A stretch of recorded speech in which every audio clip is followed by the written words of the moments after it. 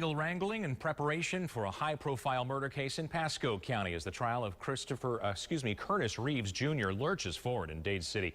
Our Bill Logan has been following this case since Reeves fatally shot Chad Olson at the Cobb's Grove 16 theaters in Wesley Chapel back in January. Joins us now from Pasco Courthouse with details on today's proceedings. Bill?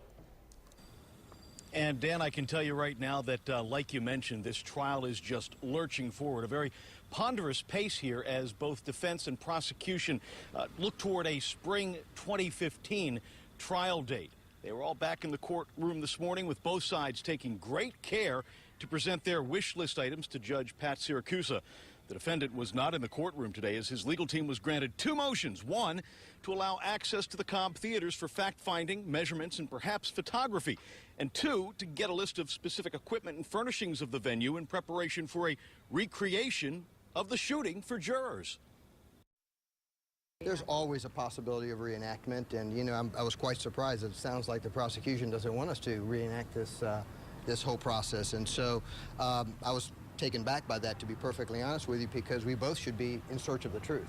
And if that reenactment is going to search and find the truth for us, we need to do it.